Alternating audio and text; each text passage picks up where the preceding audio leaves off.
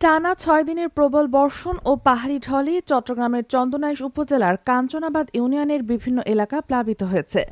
আকস্মিক এই বন্যায় শত শত মানুষ পানিবন্দী হয়ে পড়েছেন এবং বিপুল সংখ্যক পরিবার চরম ক্ষয়ক্ষতির মুখে পড়েছেন।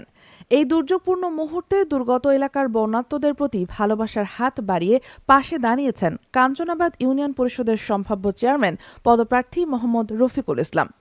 শুক্রবার সকালে কাঞ্চনাবাদের বন্যা কবলিত বিভিন্ন এলাকায় গিয়ে তিনি নিজস্ব উদ্যোগে ক্ষতিগ্রস্ত ২০০ পরিবারের মাঝে শুকনো খাবার ও প্রয়োজনীয় ত্রাণ সামগ্রী বিতরণ করেন। একই সাথে চরম অর্থ সংকটে পড়া আরও ১০০ পরিবারকে নগদ অর্থ সহায়তা প্রদান করা হয়। ত্রাণ বিতরণকালে মোহাম্মদ রফিকুল ইসলাম নিজে উপস্থিত থেকে বন্যার্তদের মানুষের খোঁজ খবর করেন এবং তাদের দুঃখ দুর্দশার কথা শোনেন। তিনি বলেন, কাঞ্চনাবাদের মানুষের যে কোনো বিপদে আপদে পাশে থাকা আমার নৈতিক দায়িত্ব। এই ভয়াবহ বন্যায় আমাদের ভাই বোনেরা কষ্টে আছেন। তাদের এই দুঃসময়ে সামর্থ্য অনুযায়ী পাশে দাঁড়াতে পেরে আমি কৃতজ্ঞ। আগামীতেও কাঞ্চনাবাদবাসীর যে কোনো প্রয়োজনে আমি সবসময় পাশে থাকব।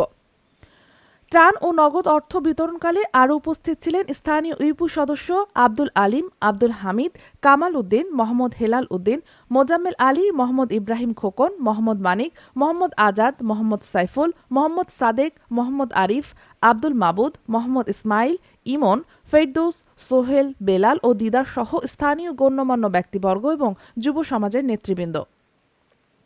এদিকে আকস্মিক বন্যায় ত্রাণ ও নগদ অর্থ সহায়তা পেয়ে মোহাম্মদ রফিকুল ইসলামের প্রতি কৃতজ্ঞতা ও ধন্যবাদ জানিয়েছেন এলাকার অসহায় ও সাধারণ মানুষ।